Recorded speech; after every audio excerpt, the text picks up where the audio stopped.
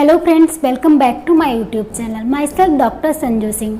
आज का मेरा वीडियो होने वाला है माउथ अल्सर या मुंह के छालों के बारे में। माउथ अल्सर सबको कभी ना कभी तो हुए ही होंगे, मुझे तो कई बार हो चुका है। तो आज मैं माउथ अल्सर के बारे में डिटेल में बात करूंगी कि ये क्या होता है, इसके कॉजेज़ क्या होते हैं, ट्रिगरिंग फैक्टर्स क्या होते हैं, साथ में माउथ अल्सर के लिए बहुत ही इफेक्टिव होम रेमेडीज़ बताऊंगी। और अगर आपको रिकरेंट माउथ अल्सर्स होते हैं या माउथ अल्सर बहुत पेनफुल हो जाते हैं तो उनके लिए बहुत ही इफेक्टिव होम्योपैथिक मेडिसिन भी बताऊंगी। तो वीडियो को लास्ट तक ज़रूर देखिएगा, बहुत इन्फॉर्मेटिव होने वाला है। चलिए वीडियो को स्टार्ट करते हैं। वीडियो में आगे बढ़ने से पहले अगर आप मेरे चैनल पर नए हैं, पहली बार मेरा वीडियो देख रहे हैं, तो चैनल को सब्सक्राइब करके बेल आइकन ज़रूर प्रेस कर दीजिएगा, जिससे फ्यूचर में जब भी मैं कोई नई वीडियो अपलोड करूंगी आपको तुरंत नोटिफिकेशन मिल जाएगा। अब बात करते हैं माउथ अल्सर्स या मुंह के छालों के बारे में। तो माउथ अल्सर्स हमारी ओरल कैविटी के म्यूकस मेम्ब्रेन पे होने वाले अल्सर्स होते हैं। ये हमारे टंग पे हो सकते हैं, हमारे लिप्स पर हो सकते हैं, गम्स पर, चीक्स पर, सॉफ्ट पैलेट, हार्ड पैलेट, कहीं पर भी हो सकते हैं। कई बार ये बहुत ज़्यादा सीवियर हो जाते हैं, हमारे थ्रोट तक पहुंच जाते हैं।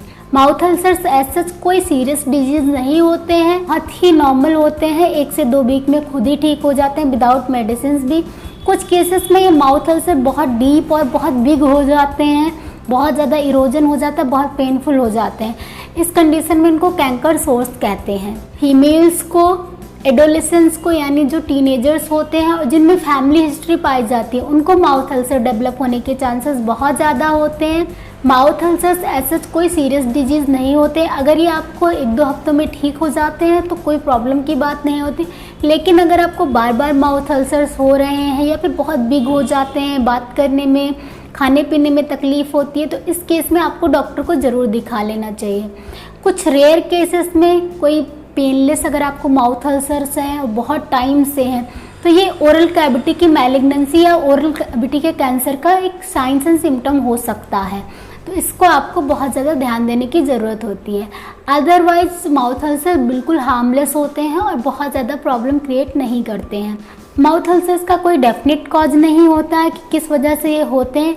कुछ ट्रिगरिंग फैक्टर्स होते हैं, कुछ रिस्क फैक्टर होते हैं जिनकी वजह से आपको डेवलप होने के चांसेस हाई हो जाते हैं। सबसे पहला जो फैक्टर होता है वो होता है कोई माइनर इंजरी हो गई।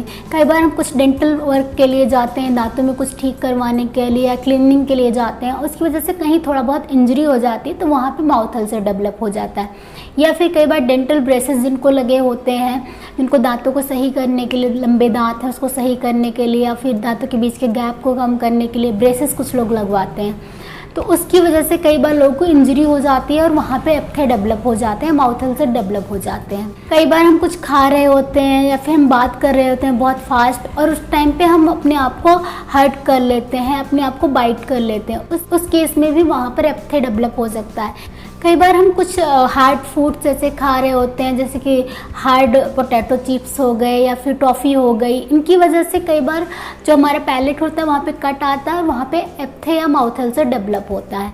दूसरा इसका रीज़न होता है lack of vitamin and minerals. Specially अगर आपको विटामिन बी कॉम्प्लेक्स की कमी है, उसमें भी अगर विटामिन B12 कम है तो आपको एप्थे बहुत जल्दी डेवलप होते हैं।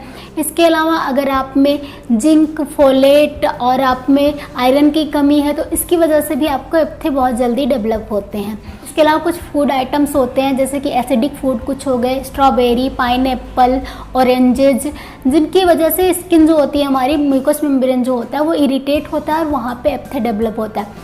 कुछ लोगों को कॉफ़ी और चॉकलेट की वजह से भी एप्थे डेवलप हो सकते हैं। इसके अलावा कुछ लोगों में जो गट हेल्थ होता है वो बिल्कुल सही नहीं रहता है, प्रोबायोटिक्स की कमी हो जाती है या फिर आपका पेट एकदम सही नहीं रहता है, तो उसकी वजह से भी आपको डेवलप हो सकता है।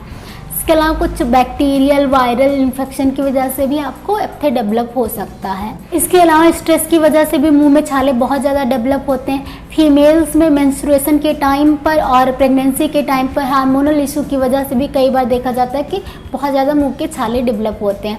साथ में कुछ ऐसी डिजीज़ेज होती हैं जिनमें आपको छाले डेवलप हो सकते हैं, जैसे कि सीलियक डिजीज़ हो गई जिसमें पेशेंट को ग्लूटेन इंटॉलरेंस हो जाता है, या फिर इन्फ्लेमेटरी बाउल डिजीज़ IBD हो गया, उसमें भी छाले देखने को मिलते हैं।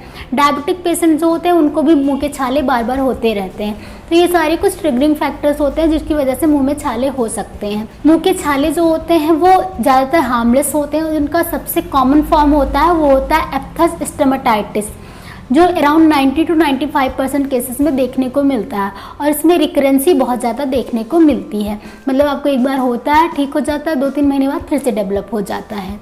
एप्थस स्टोमेटाइटिस का भी ऐसा कोई नोन कॉज नहीं होता है, किसी भी ट्रिगरिंग फैक्टर्स की वजह से हो सकता है। इसके मेनली 3 फॉर्म्स होते हैं, एक होता है माइनर, एक मेजर, एक होता है हर्पेटी फॉर्म। माइनर एप्थस स्टोमेटाइटिस जो होता है वो सबसे कॉमन फॉर्म होता है। अराउंड 90% केसेस में माइनर फॉर्म देखने को मिलता है। ये 2 से 4 mm के राउंड या ओवल शेप के छोटे छोटे अल्सर्स होते हैं जो माउथ में कहीं भी डेवलप हो सकते हैं और जनरली 1 से 2 वीक में ये ठीक हो जाते हैं और बहुत ज़्यादा प्रॉब्लम क्रिएट नहीं करते हैं। सेकेंड जो फॉर्म होता है वो होता है मेजर एप्थस स्टोमेटाइटिस, जिसमें आपको 8 से 10 mm के बिग एप्थस हो सकते हैं, कहीं पर भी माउथ में हो सकते हैं और बहुत ज़्यादा पेनफुल हो जाते हैं कई बार, और ये कम से कम ठीक होने में 6 हफ्ते ले लेते हैं। साथ में कई बार ये ठीक होते हैं तो स्कारिंग भी वहाँ पर रह जाती है। थर्ड जो फॉर्म होता है वो है हर्पेटी फॉर्म एप्थस स्टोमेटाइटिस, जिसमें आपको बहुत ज़्यादा अराउंड 1 mm के होते हैं, बहुत सारे, कम से कम 100 एप्थे आ सकते हैं पूरे माउथ में, पूरा माउथ भर जाता है और ये बहुत ज़्यादा पेनफुल होते हैं। अराउंड 15 दिन में ये भी ठीक हो जाते हैं। अब अगर हम साइंस एंड सिम्टम्स की बात करें तो साइंस एंड सिम्टम्स ऐसा सबको पता होता है कि छोटे छोटे अल्सर बन जाते हैं जो वाइट कलर के या येलो कलर के होते हैं। उनका जो बेस होता है वहाँ पे रेडनेस होती है, इन्फ्लेमेशन बहुत ज़्यादा होती है, कई बार इतना पेन हो जाता है कि बोलने में, खाने में भी तकलीफ़ होने लग जाती है और इसके अलावा स्लाइवेशन बढ़ जाता है। कुछ एक्सट्रीम केसेस में कई बार लोगों को या फिर स्पेशली अगर बच्चों को है तो उनको फीवर भी आ सकता है या फिर उनके लिम्फ नोड्स जो होते हैं नेक के वो स्वेलो कर जाते हैं। तो ये कुछ इसके साइंस एंड सिम्टम्स होते हैं। अब अगर आपको एप्थे हो गया है, माउथ अल्सर हो गया है, तो इसका मैनेजमेंट क्या हो सकता है? मैनेजमेंट के लिए सबसे इम्पॉर्टेंट है कि अपना वाटर इनटेक अच्छा रखिए। 3 से 4 लीटर पानी रोज़ पीजिए, जिससे आपके टॉक्सिन्स बाहर होंगे, आपके गट हेल्थ भी अच्छी होगी। दूसरा, आप ध्यान रखिए कि आपको जो फूड जो है इरिटेट करते हैं वो चीज़ें आप ट्राई कीजिए कि ना खाएँ। स्पेशली सिट्रस फ्रूट जो होते हैं वो चीज़ें आप अवॉइड कीजिए। आप इसमें अगर आपको एप्थे डेवलप हो गया, माउथ अल्सर हो गया, तो आप दही, योगर्ट, छाछ ले सकते हैं, बहुत अच्छा होता है, प्रोबायोटिक्स होते हैं और गट की हेल्थ को भी अच्छा करता है और आपके जो एप्थे हैं उनकी हीलिंग के प्रोसेस को भी फास्ट करता है। इसके अलावा अगर आपको बहुत ज़्यादा पेन हो रहा है तो आप नमक का पानी यूज कर सकते हैं, सॉल्ट वाटर यूज कर सकते हैं अपने माउथ को रिंस करने के लिए। ल्यूकवार्म वाटर में थोड़ा सा आप सॉल्ट डालिए और उसके बाद उससे अपने माउथ को 2-3 बार रिंस कीजिए दिन में, इससे आपको बहुत अच्छा आराम मिलेगा। इसके अलावा एक और चीज़ कर सकते हैं, आप बेकिंग सोडा का पेस्ट अप्लाई कर सकते हैं। बेकिंग सोडा लीजिए आप और उसमें थोड़ा सा वाटर मिलाइए, उसको अच्छा से एक थिक पेस्ट बनाइए और जहाँ पर भी आपको माउथ अल्सर्स हो रखे हैं वहाँ पर वो पेस्ट लगा दीजिए। इससे आपको पेन में भी आराम मिलेगा और आपके अल्सर जल्दी ठीक होंगे। थर्ड होता है फिटकरी। फिटकरी भी बहुत इफेक्टिव होता है। फिटकरी को आप पानी में घोल लीजिए और उससे अपने माउथ को रिंस कीजिए, उससे भी आपको बहुत फ़ायदा मिलेगा। इसके अलावा शहद भी बहुत फ़ायदेमंद होता है, शहद आप कंज्यूम कर सकते हैं माउथ अल्सर्स के टाइम पे, आपको बहुत हेल्प मिलेगा। तो ये सारे कुछ मैनेजमेंट टिप्स और होम रेमेडीज़ हो गए जिसको अगर आप फॉलो करते हैं तो आपका माउथ अल्सर बहुत जल्दी ठीक हो जाएगा। अब बात करते हैं होम्योपैथिक मेडिसिन की। होम्योपैथिक मेडिसिन बहुत इफेक्टिव होती है माउथ अल्सर के केसेस में। स्पेशली अगर आपको रिकरेंट हो रहा है तो आपको होम्योपैथिक मेडिसिन ज़रूर ट्राई करना चाहिए, आपकी रिकरेंसी बहुत जल्दी ठीक हो जाएगी। साथ में माउथ अल्सर जो होते हैं वो अपना कोर्स रन करके ही जाते हैं, लेकिन जब हम होम्योपैथिक मेडिसिन लेते हैं तो जब आपको पेन हो रहा होता है, स्वेलिंग हो रखी होती है, खाने पीने में प्रॉब्लम होती है, उस चीज़ को ये मिनिमाइज कर देता है। साथ में आपका जो हीलिंग का प्रोसेस है उसको भी बहुत फास्ट कर देता है। हमारी सबसे पहली मेडिसिन है मर्क सॉल्ट 30 पोटेंसी में। मर्क सॉल्ट बहुत इफेक्टिव मेडिसिन होती है, स्पेशली जो आपका एप्थे है वो रेड कलर का हो, इसमें बहुत ज़्यादा बर्निंग हो रही हो, आपको ठंडा ठंडा पानी पीने का मन कर रहा हो, सलाइवेशन आपका बहुत ज़्यादा बढ़ गया हो, इस केस में आप मर्क सॉल्ट 30 लीजिए, आपको बेस्ट रिजल्ट मिलेंगे। हमारी दूसरी मेडिसिन है बोरैक्स 30 पोटेंसी में। बोरैक्स उन अल्सर्स के लिए बहुत अच्छा होता है जो वाइट कलर के दिखते हैं, साथ में उन्हें ब्लीडिंग बहुत ईजिली हो जाती है। अगर ऐसी कंडीशन है तो आप बोरैक्स लीजिए और अगर आपको रिकरेंसी है तो आप अराउंड 1 मंथ तक ले लीजिए बोरैक्स 30 पोटेंसी में, आपके रिकरेंट जो अल्सर्स होते हैं वो बहुत जल्दी ठीक हो जाएंगे, दोबारा नहीं होंगे। थर्ड मेडिसिन है नक्सोमिका 30 पोटेंसी में। नक्सोमिका उन केसेस में बहुत अच्छी होती है जहाँ पे अगर आपको एप्थे डेवलप हुए हैं वो पेट की कमी की वजह से हुए, आपका पेट सही नहीं रह रहा, आपका पेट साफ़ नहीं होता, कब्ज रहती है, ऐसी कंडीशन में आपको एप्थे डेवलप हो गए, तो उस कंडीशन में नक्सोमिका बहुत अच्छा रिजल्ट देती है। हमारी fourth medicine nitric acid 30 potency में। नाइट्रिक एसिड भी बहुत अच्छा रिजल्ट देती है जहाँ पे आपको पूरे मुंह में एकदम बहुत सारे अल्सर्स हो गए, इतने पेनफुल हैं, ऐसे चुभन सी होती है जैसे कोई स्प्लिंटर चुभ रहा हो। ऐसे केस में आप नाइट्रिक एसिड लेते हैं तो आपको बेस्ट रिजल्ट मिलते हैं। हमारी फिफ्थ मेडिसिन है इचिनेसिया मदर टिंचर। अगर आपको कैंकर सोर्स डेवलप हो गए हो, आपका जो एप्थे है, आपका माउथ अल्सर जो है वो बहुत ज़्यादा डीप हो गया हो, बहुत बड़ा सा हो गया हो, जल्दी ठीक नहीं हो रहा हो, हील ना हो रहा हो, पेन बहुत ज़्यादा रहता हो, तो ऐसी कंडीशन में आप इचिनेसिया मदर टिंचर दिन में 3 बार 10-10 बूंद आधे कप गुनगुने पानी के साथ लीजिए। आपके जो अल्सर है वो भी बहुत जल्दी हील हो जाएंगे, साथ में आपकी इम्यूनिटी भी बिल्डअप होगी। फ्रेंड्स, मैंने आपके साथ माउथ अल्सर, मुंह के छालों पर इन्फॉर्मेशन शेयर किया।